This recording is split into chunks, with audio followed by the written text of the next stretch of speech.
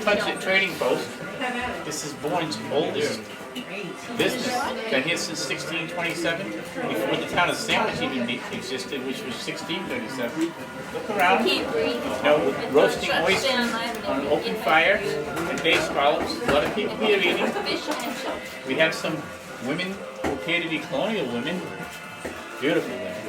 And back in the day, in the 1600s, it was mostly men who were here with a big vat over there that they made beer in. That's what the vat was for. They make their beer there. They would stay here all winter. The men would come down from the colony of Plymouth to have a beer and trade with the Dutch and the Native Americans.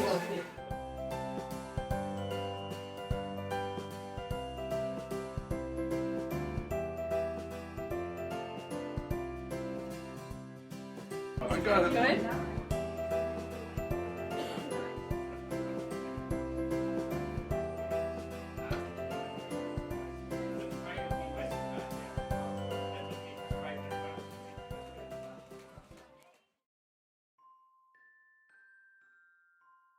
As we all know the story of Santa Claus, every child knows Santa Claus is coming to town and all of the poems, 'Twas the Night Before Christmas. But our very own local Katherine Lee Bates decided that Santa Claus can't possibly be doing this all on his own. And so she really was inspired to imagine who was the maybe the power behind the elf and making some of those things happen with this poem, Goody Santa Claus. So as I get started, I'll go into the role of Goody Claus, Goody being good wife, which is what we refer to as somebody's good husband had a good wife, shortcut to Goody. And this story is about the one time Santa would always on Christmas Eve leave Goody Claus behind. And this one time Goody Claus convinced him to allow her to join in. So thanks for being here, and we'll get started. So I'd like to introduce myself as Goody Claus. You all know my husband, Santa Claus. He's probably visited all of you. Actually, I recognize many of you from across the years as being good girls and boys.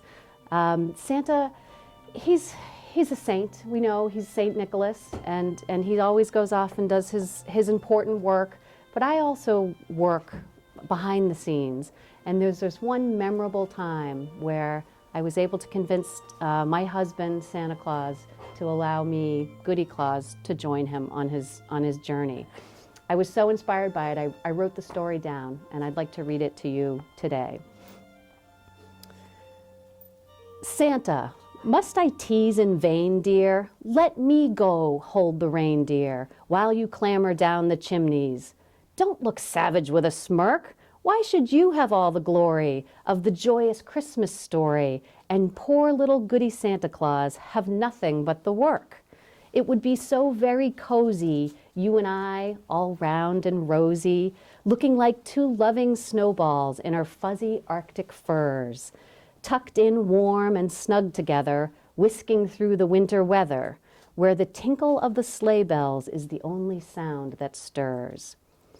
You just sit there and grow chubby off the goodies in my cubby, from December to December, till your white beard sweeps your knees. For you must allow, my good man, that you're but a lazy woodman, and rely on me to foster all of our fruitful Christmas trees, while your Santaship waxes holy year by year and roly-poly, blessed by all the lads and lassies in the limits of the land, while your toes are at home toasting, and poor Goody must go posting out to plant and prune and garner where our fir tree forest stands. Oh, but where the toil is sorest, how I love our fir tree forest, heart of light and heart of beauty in the Northland cold and dim, all with gifts and candles laden to delight a boy or maiden, and its dark green branches ever murmuring the Christmas hymn. Yet ask young Jack Frost, our neighbor, who but Goody has the labor, feeding roots with milk and honey, that the bonbons may be sweet. Who but Goody knows the reason why the playthings bloom in season and the ripened toys and trinkets rattle gaily at her feet? From the time the dollies budded, wiry-boned and sawdust-blooded, with their waxen eyelids winking when the wind treetops plied, have I rested for a minute until now your pack has in it all the bright, abundant harvest of the Merry Christmas tide. Santa, wouldn't it be so pleasant to surprise me with a present? And this ride behind the reindeer is the boon your Goody begs. Think how hard my extra work is tending the Thanksgiving turkeys and our flocks of rainbow chickens, those that lay the Easter eggs. Home to womankind is suited? Nonsense, good men. Let our fruited orchards answer for the value of a woman out of doors. Why then bid me chase the thunder while the roof you're safely under, all to fashion firecrackers with the lightning in their cores? See, I've fetched my snowflake bonnet with the sunrise ribbons on it. I've not worn it since we fled from fairyland our wedding day. How we sped through iceberg porches with the northern lights for torches. You were young and slender, Santa. We had this very sleigh. Jumping quick then? That's my Bonnie. Hey down Derry, nonny nonny. While I tie your fur cap closer, I will kiss your ruddy chin. I'm so pleased I fall to singing, just as sleigh bells take to ringing. And the cloud spun lap roads ready? Tiralira, tuck me in. Off across the starlight Norland, where no plant adores the moorland, save the ruby-berried holly and the frolic mistletoe. Oh, but this is Christmas revel, off across the frosted level, where the reindeer's hoofs strike sparkles from the crispy, crackling snow. There's the man in the moon before us, bound to lead the Christmas chorus, with the music of the sky waves rippling round his silver shell, glimmering boat that leans and tarries, with the weight of dreams she carries, to the cots of happy children, gentle sailor, steer her well. Now we pass through dusky portals to the drowsy land of mortals. Snow-enfolded, silent cities stretch about us dim and far. Oh, how sound the world is sleeping, midnight watch, no shepherds keeping, though an angel face shines gladly down from every golden star. Here's the roof, I'll hold the reindeer. I suppose this weather vane, dear, someone set here just on purpose for our teams to fasten to. There's its gilded cock, the gaby, wants to crow and tell the baby, we are come. Be careful, Santa, don't get smothered in the flue. Back so soon? No chimney swallow dives but where his mate could follow. Bend your cold ear, sweetheart Santa, down to catch my whisper faint. Would it be so very shocking if your Goody filled a stocking? Just for once. Oh dear, forgive me. Frowns do not become a saint.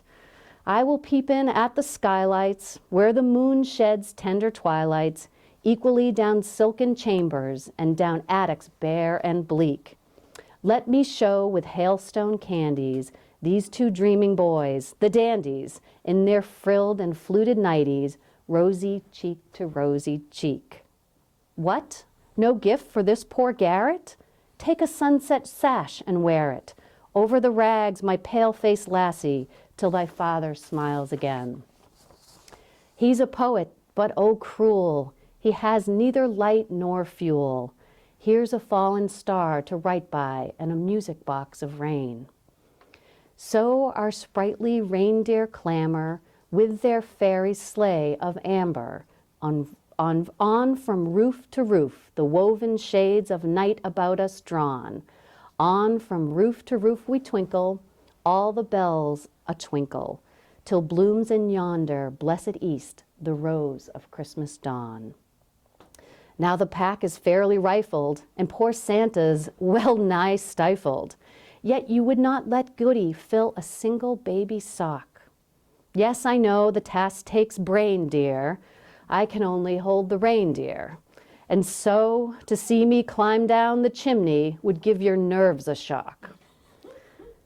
Wait, there's yet one tiny fellow, smiling lips and curls so yellow, you would think a truant sunbeam played in them all night. He spins giant tops, flies kites higher than the gold cathedral spire.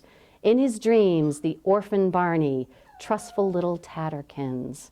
Santa, please don't pass this urchin. Shake thy pack and deeply search in all your pockets. There is always one toy more. I told you so. Back again? What's the trouble? On your eyelash winks the bubble mortals call a tear. Holes in stockings, heel and toe? Good men, though your speech is crusty now, and there's nothing rusty in your heart, a child's least sorrow makes your eyes wet glisten too. But I'll mend that sock so nearly, it shall hold your gifts completely. Take the reins and let me show you what a woman's wit can do. Puff, I'm up again, my dearie, flushed a bit and somewhat weary, with my wedding snowflake bonnet worse for many a sooty knock. But be glad you let me wheedle, since an icicle for needle, threaded with the last pale moonbeam, I have darned that laddie's sock. And then I tucked a paint box in it. 'Twas no easy task to win it from the artist of the autumn leaves. And frost fruits white and sweet, with the toys your pocket misses, oh, and kisses upon kisses, to cherish safe from evil paths the motherless small feet. Chirrup, chirrup, there's a patter of soft footsteps and a clatter of child voices. Speed it, reindeer, up the sparkling Arctic hill. Merry Christmas, little people. Joy bells ring in every steeple, and Goody's gladdest of the glad. I've had my own sweet will.